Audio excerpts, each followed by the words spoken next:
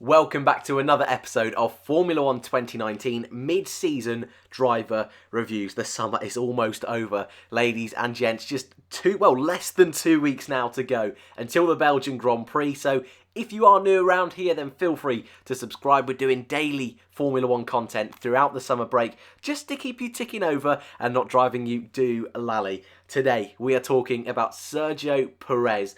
Not too much to talk about, actually, and when I decided to do these mid-season driver reviews, there's a couple that I thought, you know what, I think I'm really going to find it hard to fill out a 15-minute video, so that's why I made the decision to make them short, I suppose, bite-sized videos for you guys, and perfect example of that is Sergio Perez.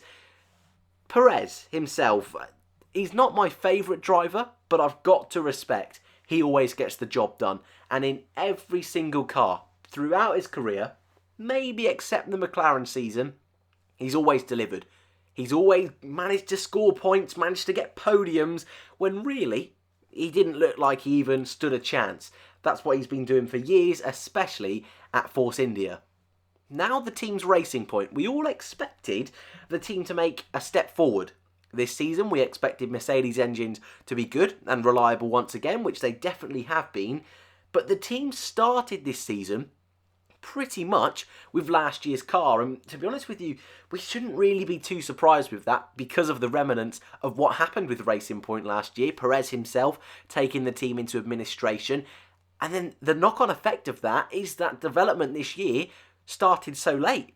So the car at the beginning of the season wasn't brilliant. That being said, Perez has scored 3 points finishes so far this season, totaling 13 points, which leaves him 16th in the championship.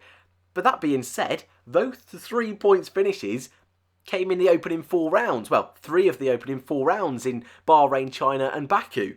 Ever since then, Sergio Perez, the man that we all expect no matter what car he's in to score points, hasn't scored a single point. Crazy. Absolutely crazy. And what's even more bizarre is his teammate Lance Stroll is in 12th place on 18 points. 5 more points. Poor maths from me today. 5 more points than Sergio Perez. Now, the big factor in that is Germany. And I've got a feel for Perez a little bit. We spoke about it yesterday with Alex Albon and how it looks, just on paper, that it looks like Kvyat is destroying Albon so far this year. But that Germany race really did skew the table. And of course, you've got to be there in the right place at the right time. And Germany was a race. It was a Grand Prix. Drivers like Perez made mistakes in that Grand Prix. Stroll didn't make as many mistakes, or at least didn't end up in the barriers.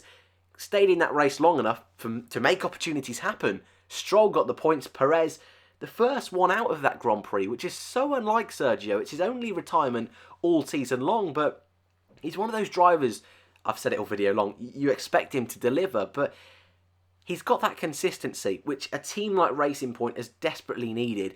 I just can't help but wonder if this man had stayed in Germany, if that could have been a P2. He's the perfect kind of driver in those conditions. But we're not here to talk what-ifs.